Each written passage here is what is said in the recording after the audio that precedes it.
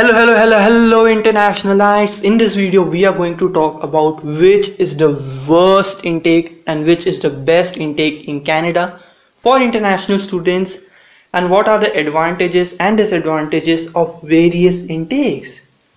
So let's start our video by talking about the advantages of January intake. First, I think it is the most suitable intake for those who get their result in May, June, July or even later and hence cannot apply for September intake. The second advantage of Jan intake according to me is the admissions are generally less competitive. The reason being, less number of people want to get admission in January intake. Now let's talk about the disadvantages of January intake. First is you would be needed more expenses in terms that you have to buy winter jackets, winter shoes, winter clothes, which are generally more expensive.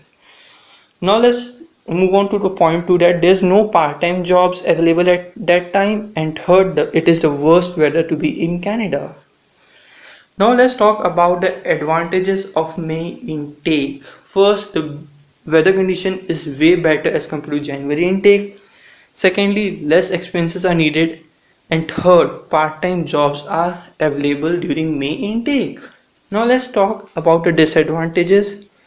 The only disadvantage is that it is very competitive to get admission in May intake as the number of seats and courses are very less.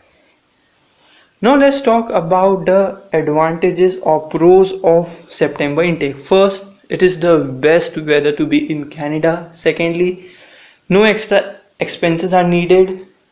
And third, part-time jobs are easily available for international students. And fourth is you get an extra semester break.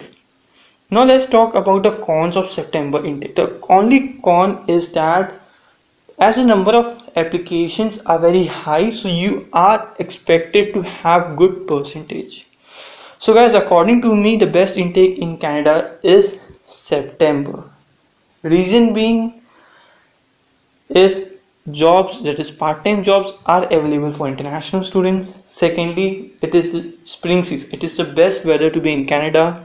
Third, since you get an extra semester break, you can use it to travel in Canada or do part-time job and hence earn some money. So guys, here's a motivational quote for you: tomorrow belongs to those who prepare for it today. So guys, don't forget to like, subscribe and share my channels. Bye bye. Oh guys, and the worst intake in Canada is January according to me.